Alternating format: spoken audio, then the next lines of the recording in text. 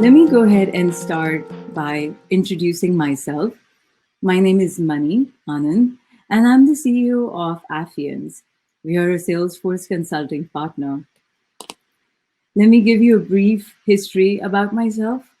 I was born and raised in Kuwait, a small country in Middle East, and I moved to India for high school and higher education.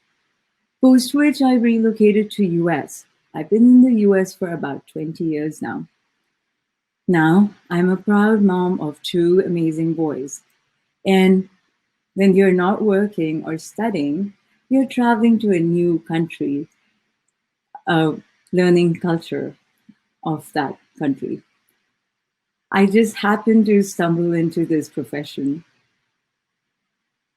My first job right after graduation, I used to work for a startup called Slam Dunk Networks. And Salesforce had just started to come uh, into the news. And my manager at the time was like, we need a subject matter expert on our team for this new application that we've purchased. And she ended up picking me. Little did I know that it would actually become a profession on its own. And later, when I asked her, why did you pick me? We were a group of 5 people. And she said that it was because of your relationship with the salespeople that they would come to you for everything. So you were the perfect candidate. And that's what it's been for the last so many years. And I've been a part of the CRM ecosystem for the last 18 years and have worked with Salesforce themselves and numerous customers of theirs. I'm multi-certified and an experienced Salesforce professional who enjoys working as an architect and a project manager. As a company, what I really value is integrity, understanding the unique needs of businesses, and providing an individual experience to clients. So let's start talking about my topic today. So, hope you're all doing well in these unprecedented times. Why is this such an important question? You must be wondering, why did I start talking about the pandemic? Irrespective of how tough it's been, there has been a technological explosion around us, especially in the virtualization space, where now more than ever, we are getting pushed towards going more virtual, where technology adoption that was expected to happen in the next 3 years has already happened in the last 3 months. And here by virtualization, I mean literally the meaning of the word of going virtual and not really the technology.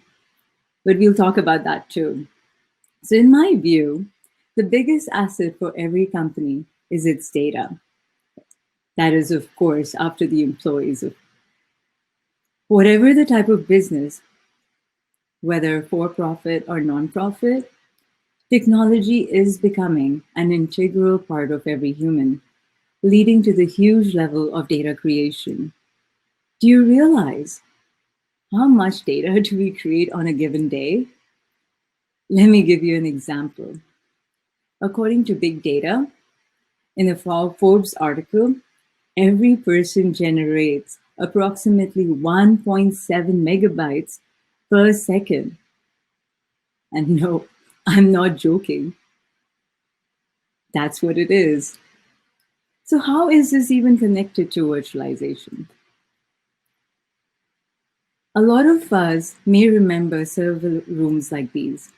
A good chunk of the company's budgets were allocated to the infrastructure-related expenses like power, hardware, air conditioning, and virtualization has allowed us to reduce these to a fraction of the size, maybe even not need them. So let's see how virtualization has evolved over the decades and moved from transactional to a more interactional model. So traditionally, Virtualization referred to running multiple operating systems on a computer simultaneously. To the applications running on the top of the virtualized machine, it appeared as if they were on their own dedicated machine. The meaning of virtualization began shifting in the 1970s and now describes the creation of a virtual machine that acts like a real computer and with a fully functional operating system. The concept has evolved with the internet as businesses started to offer virtual private networks as a rentable service. The use of virtual computers became popular in the 1990s, leading to the development of the modern cloud computing infrastructure.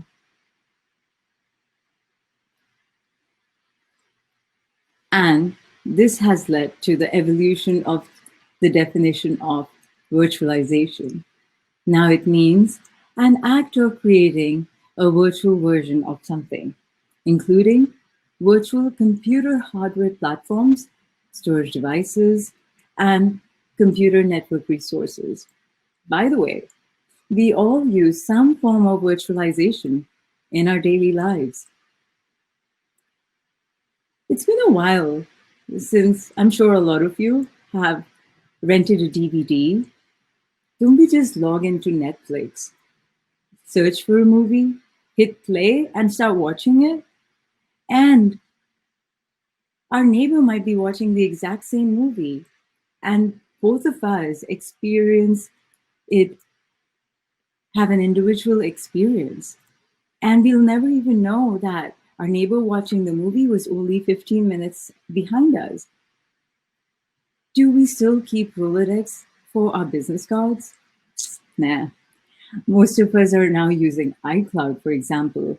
And on a professional space, CRMs like Salesforce, where prospects and contacts are stored centrally in the cloud. When you want to learn something new, you have the option to go to YouTube, search for a training, and not realizing that there may be multiple other people watching the same video at the same time. Today, location doesn't matter. For business meetings or personal, we have Zoom. So you see how we're using this concept in our regular lives. So while you're still thinking about how this technology has really impacted your life, I'll go ahead and share some benefits.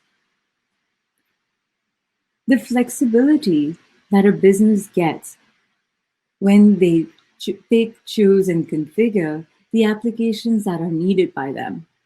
With the redundancy of hardware, storage, and backups, the services are more dependable than ever.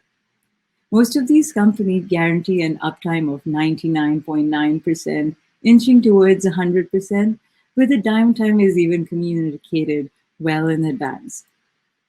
The business processes have become more agile and adaptive.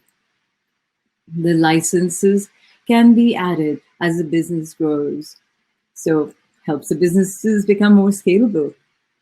And last but not the least, the cost savings.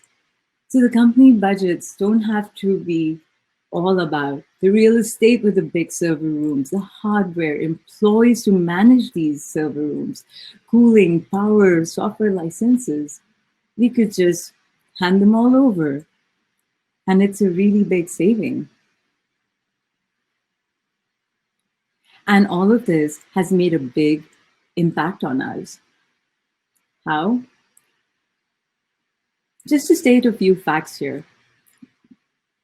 On enterprise data transformation, where you can trust your data and use it to make fast, informed decisions with data governance and improved analytics.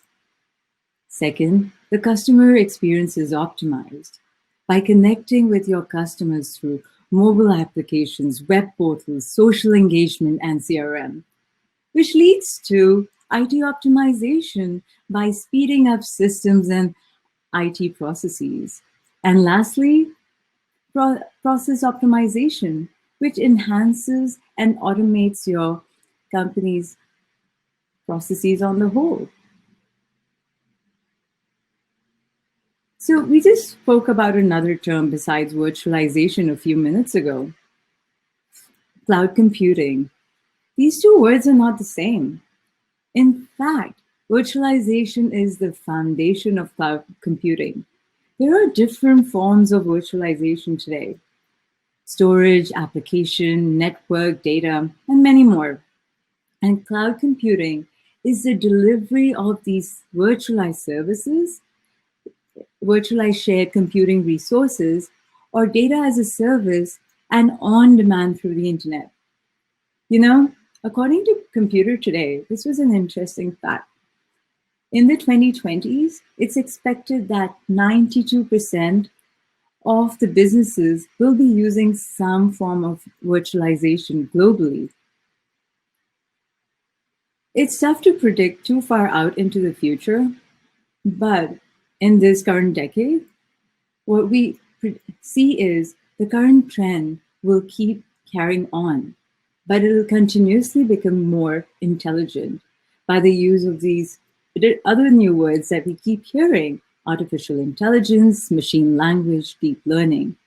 And from a single cloud, we are already juggling a multi cloud architecture, and we are heading towards omni cloud, a cross cloud strategy.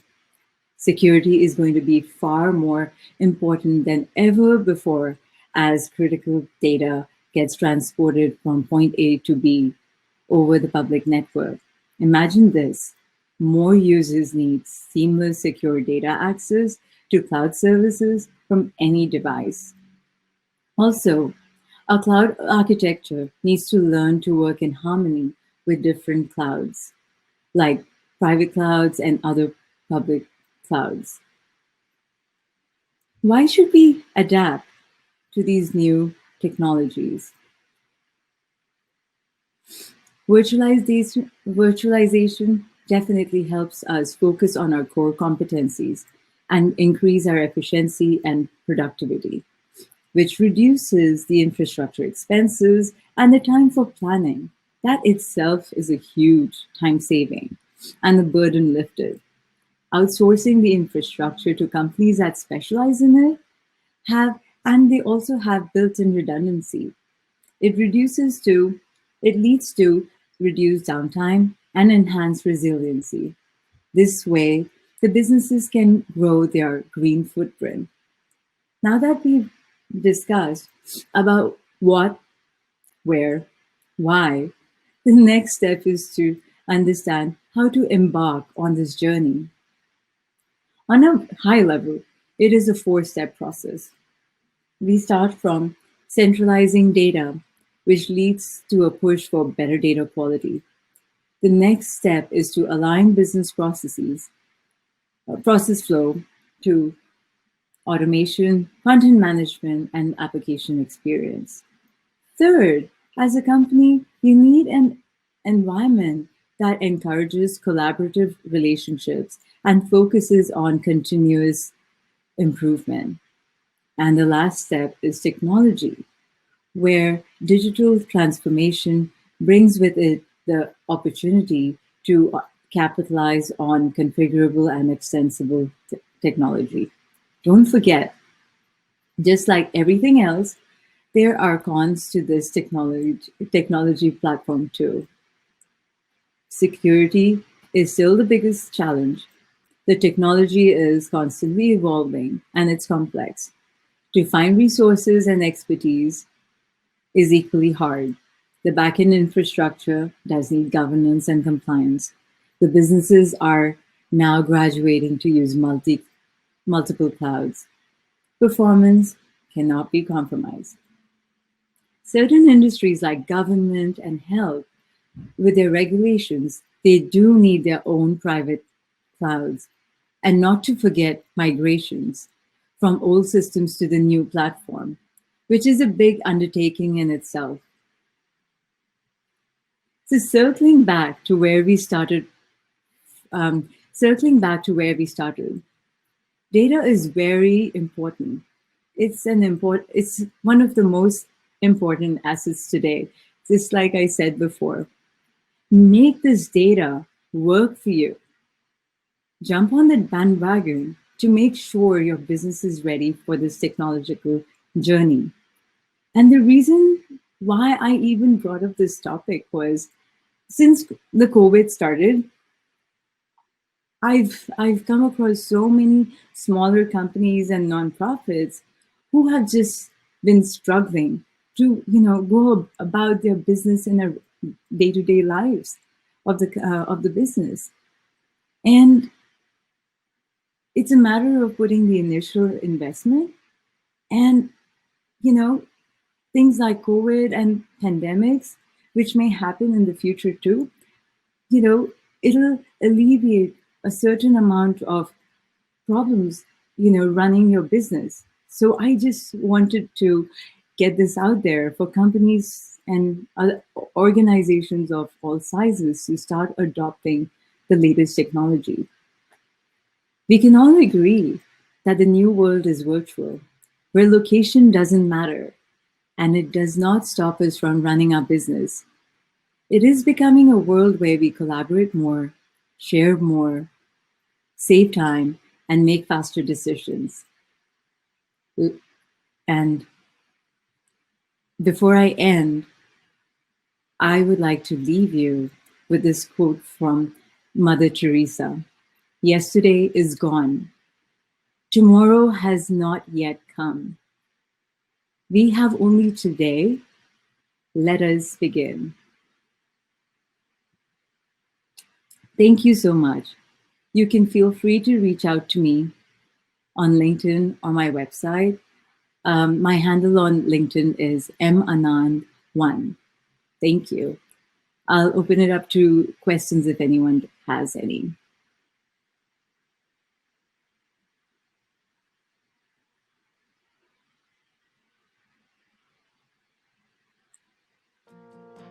Looks like we're all good.